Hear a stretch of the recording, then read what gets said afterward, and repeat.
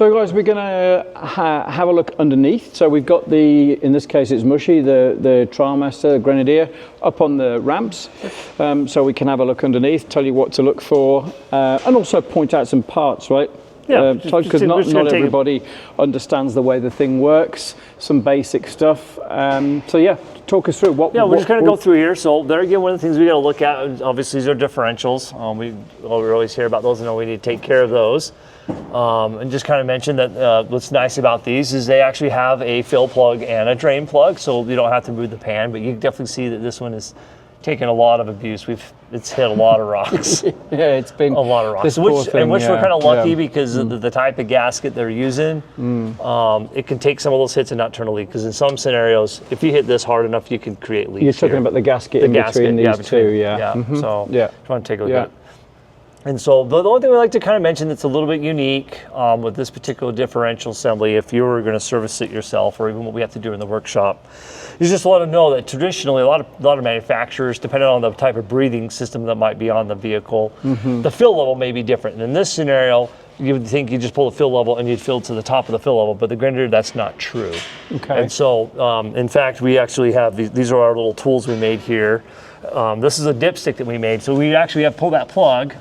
And we would put that in there like so, and then measure our distance. And this is our fill levels, right, from our high and low. Right. But what's kind of funny is I bring this by, so this is kind of unique. But anyways, this is from the Ineos factory crossbar, and that actually fits our fill level mark. So as long as I fill up to here, so if I take that out and I drop that in there, as I fill up to here, then I know my diff is full. So there is a space here that's not filled with the one for rather fill level. Than just filling it till it comes out. For the do-it-yourselfer people, we just like to make a note just to make sure that you're not overfilling the diff, because if that is the case, then you could create an overpressurization, and it could maybe leak a little bit of the oil out that vent. And in terms of a breather, let's talk about what a breather is. So that allows it to, for the pressure to equalize inside. As well as give it the ability to cross underwater. So there again, the vehicle does have a weight depth. Means that differential is going to be 100% underwater. And so in this case, they use a positive pressure check valve inside there. That's supposed to be like a 2 psi check valve that pressurizes just a little bit, enough to where it won't allow water to want to come in. As in positive pressure out, right? Yeah. Right. And where does that live on here? Can we see that from here? It's a little hard to see. It's all on top, isn't it? Yeah, I can see it from here. My fingers on it. And do any customers extend that? Because they can. Well, do they put a pipe on if you extend it, then you would turn it into a traditional where it just equalizes between the atmosphere itself and the inside, where you would connect a hose. And that would be an extreme use cases, wouldn't it? Some people, some people believe in that process versus just doing a positive pressure check valve. Yeah. Okay, so and then that being said, and then we'll just kind of take a peek right here. So there again, looking at the motor, you can see the pan design. And, you can see here, this is where our drain plug would be. And this is the starter. The starter sits right there. Turbocharger is above us on this above side. There, you can see the exhaust pipe coming out. We got our propeller shaft going into our transfer case, and we'll look at him here in a minute. Obviously, here's our transmission. There again, this is why some people like to put covers on, because if you notice real quick here, what's this? It's plastic. Even though it sits really high up and it's really far away, because a lot of times, a lot of trucks, this sits more close level to the frame, but in the Grenadier, it's really high. So your risk factor of actually puncturing it's very low. But a lot of people like to protect it because it is plastic. And guys, we may do a video later on of underbody protection as to where, because there are various mounting points that you could have, I think originally the idea was to have some sort of underbody protection, but that I think was not chosen for, I've no idea why. And there's some other brackets up here as well that the aftermarket use, right? To attach stuff. So, underbody protection.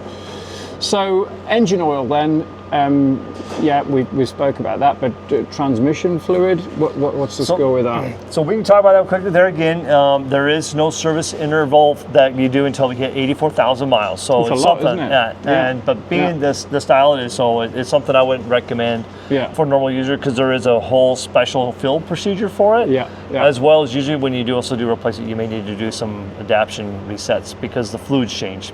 Yeah. Because as that fluid breaks down, the transmission adapts to that. And then when you change the fluid out, you've altered that fluid property. Yeah, the adaptable shift strategy. So sometimes you may have to alter that when you just, so it's something that I wouldn't really consider the trans service a user serviceable part. Okay, so transfer case, what do we need to know with that? Well, we're just going to kind of take a peek look at here, same kind of thing. We're going to see obviously now the rear output shaft right here as well. And then just there again, you can see it's fairly well labeled, just says drain. This is the plug you do if you were going to drain it. And then your fill plug's right here. This is where we would fill it. And then this would be that traditional fill till pours out this hole. So you just fill it full. And then you can even see it here by the fill hole. You'll see right here, these are those lines we were talking about. These are the cooler lines that follow the frame and go all the way that way up to that cooler to cool that transfer case, because that transfer case can get hot. That's why they decided to cool it, because of the style of transfer case that it is. And then I'll just make a quick little tidbit note. If you ever had to move your Grenadier, people ask a lot of time, how do I maintain a mechanical neutral? This is my mechanical neutral right here. Yeah. I mean, putting it please refer to the manual. It is the manual. Refer on what you do here to engage it. Nothing super special other than you just turn it all the way in and it mechanically engages neutral. And that's how you would move the car if you were going to tow it. So there's no need. So if you had a failure and this thing wouldn't move, you wouldn't have to remove the drive shaft. You just got to engage in mechanical neutral. Yeah, and does that go like anti-clockwise then? Counterclockwise? Clockwise to engage it, counterclockwise to disengage it. And that just puts it in neutral. So and then that forces the transfer case in neutral, so the car could be loaded like on a flatbed tow truck. Because you can't dinghy tow it, and you can't just tow it with two wheels on the ground. Well, it's permanent four-wheel drive, so you'd always have one axle trying to turn the other one, Okay, cool. Yeah. All right. Well, then let's just pop here to the back, and we'll look here at the differential. Front differential, same. Pretty much the same thing. Let's go same thing. We just got our traditional little drain here. We got our little fill right here. Yeah. Same thing. We just use our little gauge, and I just like to kind of show people just so they understand that if that was in there, we'd look for a level like that, right? Yeah. So our fluid levels actually sits right about the top right here. This is low. Think this is high. So if I put this in, and it was right here. Yeah. I need to add fluid till I'm just above there. Okay. And so that would sit in there like that. So it's kind of one of those things, like you don't really need a special service tool, but if you have your thing here, there is a specification for it. But we just know that if you have the Ineos crossbars from Rhino Rack, the tool for adjusting is this right here. Is the exact perfect length. Cool. Yeah. Well, if it works, it works, right? And so, and then being that said, just let everyone know that it is critical that Ineos does require that first service in the differentials, because they do want to have a wear break-in procedure on those. That the first year or 12,000 miles of ownership, that needs to be changed. Then after that, it's just always kind of inspect and replace as used until they hit their next service interval at 84,000 miles. And just to point out, that's very much how it's used, right? It's all. That is all. It's two variables. We have that variable of how the vehicle's used, and then the climates that it's in, that it's being operated in. Yeah. I may just be a highway user, but I'm in a very severe climate conditions or very wet conditions. I may need to service it more, even though I don't even take it off road at all. Versus the other way, where I am off road a lot and use it a lot and put it under a lot of extreme torque and pressure in that gear oil. You're going to need to change it more frequently. And what about things like, you see there's a nice chunk of mud here, but what about things like radius arm bushes, anti-roll bar bushes, that sort of thing? Anything to say about that? I mean, I don't think this has ever had any of that change, has it? No, none of that's ever been changed, and that's just kind of falls back into that same thing too. That's more of a, you should yearly have your vehicle checked for alignment, and hopefully your alignment shop, they should look at those kinds of things. But really, if you look at the arms and all this stuff, it's all really big and stout. And that even goes with the bushings. So I expect the bushings really to last a lot. For sure. I can't say it'll last the lifetime of the car, but there's a good chance it could. I mean, that's one of the advantages of a solid or a live axle, is there's very little in the way of moving parts. I mean, it does have moving parts, obviously, but an independent suspension, you'd be checking the hell out of that, left, right, and centre, because there's so many more moving parts. This is relatively simple, and you can see this has probably had some Moab action on the back here, as well as the gas tank cover as well. So it's worked pretty hard, isn't it? It's one of our training vehicles. We test on it, we demo it. So this is that car that people want to demo off-road. That this is the car we can let you do it on. Anyway, so we're just going to kind of pop up here. So we're going to kind of go through some of the fluids underneath here. One thing unknown to people is, you have your standard placement for your hood prop rod, and that'd just be nothing more that we're going to do a quick check on a few things. And that would be maybe say you're just going to fill with oil, you've got to put washer fluid in it. Some little simpler fluids and things like that. Or if you're going to just access it to get to the jump points, you jump start the car. And just point us out where the jump so points if you were are going to just on here. not have anything to do with maintenance, but if you're going to jump start, you have your positive post, it's right here, and then we're going to come right over here and we're going to ground right here to this engine hanger that's built off of the body. This is going to be our ground point, and that's your negative point. And then there again, I always like to point out, make sure you connect your jumper cables correctly. Make sure you do your positive first, then your negative, not the other way around. Yeah, yeah. But what makes it nice is they also encountered the fact that we like to call workshop mode for the hood, because we want to lift it up, because now if I have to get into my coolant tanks, I don't want to be banging my head against the hood the whole time, or the bonnet, if you'd like to call it the bonnet. The bonnet, yeah. So we have 2 points here. We can attach it here where it attaches here standard, right up here on that radiator support. We can move it all the way right over here by this high temperature coolant. There's another hole right there that allows us to put this in workshop mode, so that now the hood's staying straight up, as well as if you look at it, it's actually, if you put it has a little latch here where it keeps it so that way it doesn't move. It stays put. So if the wind kind of grab it, it's not going to flop that way, and it's not going to come back down on top of me. So I mean, that's a great idea, just from a light point of view, right? Just so you can see sure. what Well, it you're brings doing. a lot more light in here, so we can actually open up and see what we're doing. So if you were going to service this, that's why you'd go to that mode, because it does make it a little easier to access some of these fluid points. So we just wanted to kind of just real quick, we're going to point out a couple different fluids. Maybe you've popped the hood on yours, maybe you haven't. You know, when you get to deliveries, some deliveries people just got the car and that was it, and some people have never even popped the hood, and so we just wanted to kind of help identify some of the locations of the fluids, right? Definitely, yeah. So we're just going to kind of start from the back. You'll notice real quick here. So we are right here. This is our power steering fluid. That there again, that particular fluid is a special fluid for it. It says it right here on the cap, right here, CHF fluid. They've got it right on here. And with this power steering fluid, would that be something that you would just simply top off, or would you at some point, at some particular mileage, drain it and change it? Well, back to actually Ineos' recommendation, they have no service interval for power steering, which is actually pretty typical. A lot of manufacturers actually don't ever put a service life on it. So for us, we would always tell customers, you just got to kind of inspect and replace as it's used, right? Yeah. Just going down the highway is one thing, but if you do a lot more turning, a lot more high torque into it, you can generally heat it up a little bit more, and they'll have it. And you can even see in this scenario, we've also noticed that the seals on these like to seep a little bit, and so in some scenarios we even have to upgrade and put a different O-ring on this cap to help prevent that on the cap to help prevent, because it's just an O-ring on here. It's just a traditional. You just thread it off. You have a little O-ring right here, but this O-ring we've been finding likes to leak, and we sometimes have to go ahead and you can change that out. That is available to do that. So talk us through the cooling system, because this is where it differs from, say, if this engine was in a BMW car.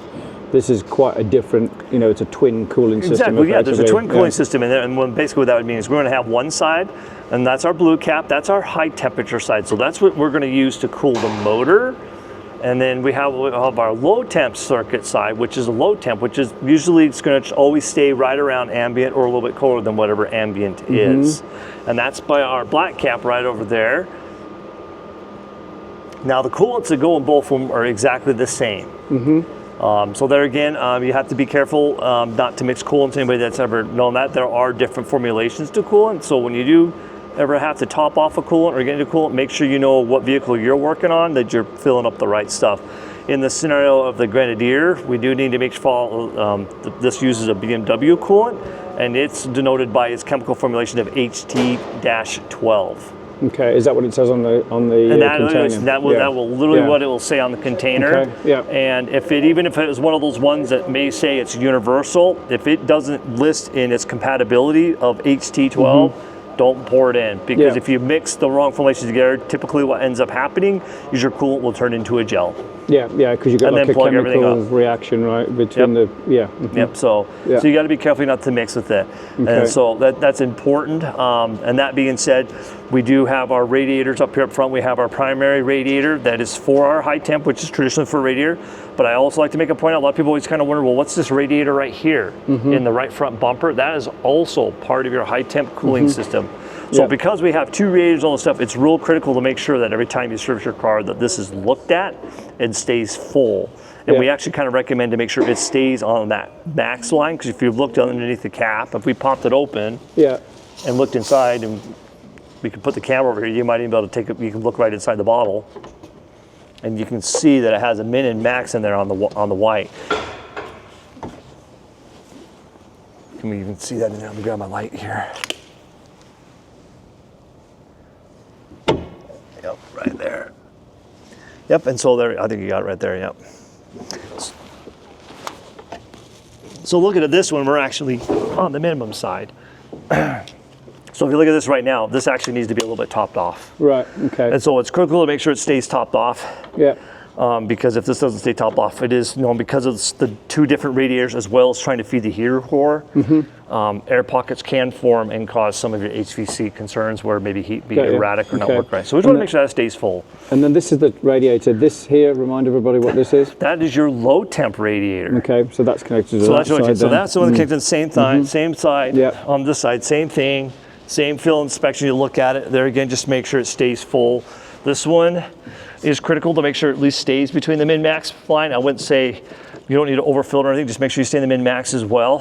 Because the other thing that's unique about the low temp circuit, people ask, well, what is it used for? Well, we're using it to intercool the air. We're going to have a air to water intercooler is how we're going to cool down that air charge from the turbocharger. But the thing that makes the car unique as well is we're going to use coolant to cool down our Freon and turn it back into a liquid state. So this doesn't have a traditional condenser up front. This runs what they call a heat exchanger. Yeah. And so we're actually pumping coolant through this. Yeah. So if this fluid gets low, it will react and cause air conditioning issues. Yeah. So on this side, on the passenger side, that is an additional radiator for the high temp. Now on this side, I know there's another, in inverted commas, radiator. Tell everybody what this is on this side. So that radiator actually attaches to your transfer case. We are cooling the transfer case oil, and so that's important to know that meaning. So where cool means it gets hot. So let's make sure we kind of follow that routine maintenance as well. The transfer case oil will need to be changed occasionally as well, just like your differential oils. Good to know.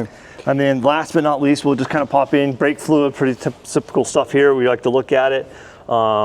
It's good to see, at least it's a clear bottle so you can kind of see it. Sometimes putting a flashlight on it helps to see what you got for fill level wise.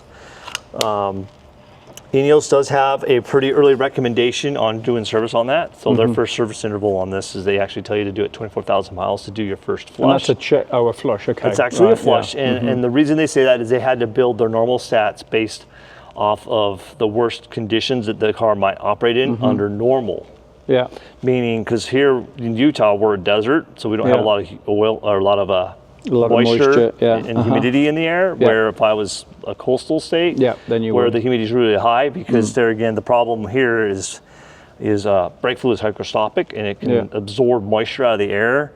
And then like anything else, oil floats on top of water, so water will go to the low spot, so it will get into the ABS modules and can get into brake calipers and things like that, and cause rusting problems. So because they don't know how the vehicle is being operated, that's why they want to make sure that that stays on top of, because they don't want to have any kind of moisture absorption in there and have any problems with the brakes. And this is just washer fluid, right? There's your washer fluid.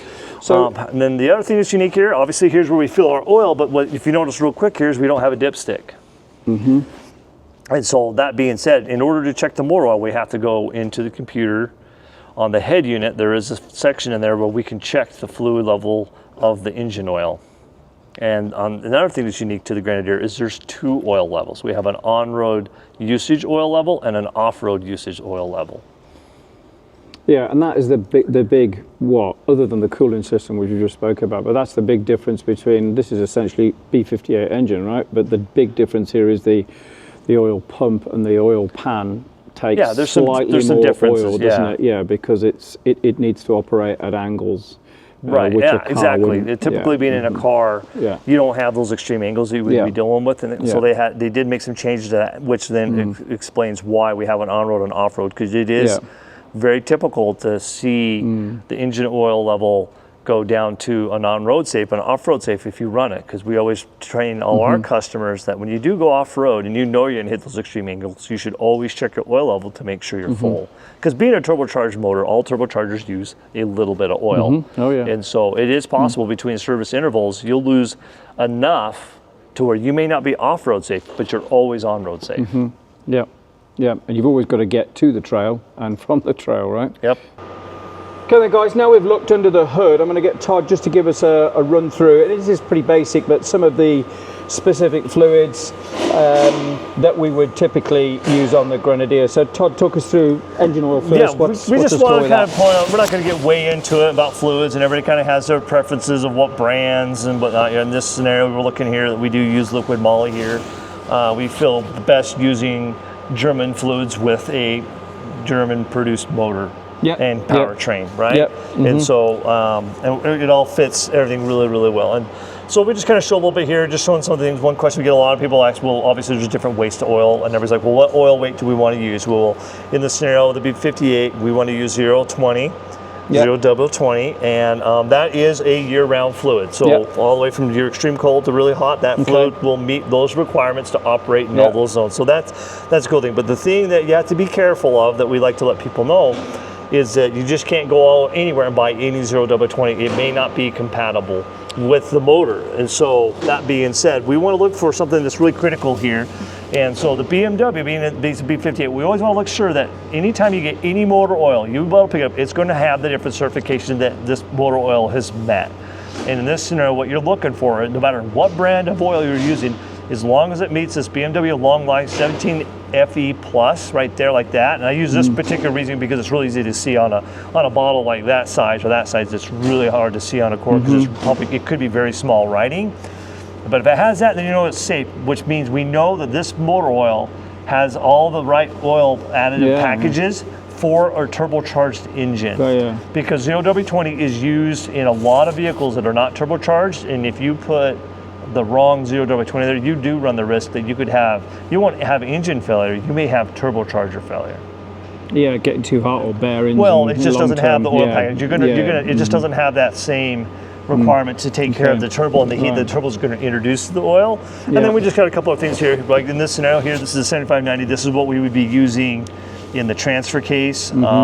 It could also well be used in the front rear differential, even though the differentials from Corral do recommend an 80W90, but there again, being gear oils, that sometimes can change to go to a different weight, a little thinner weight if it's really, really hot, and you might need to go that up, or a little thinner for the really, really cold. So depending on your temperature zone, you may need to alter the weights a little bit, what you're doing, but the general fit, most all environments would be the 8090 for the differential, and then the 7590 for the transfer case. And then this just kind of shows the bottle from ZF. This is the fluid. It does use this Lifeguard Fluid 8. That is the only recommended fuel and oil for it.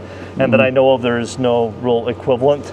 And this is a quart, right? So how many of these does it take? If you know, from empty to full?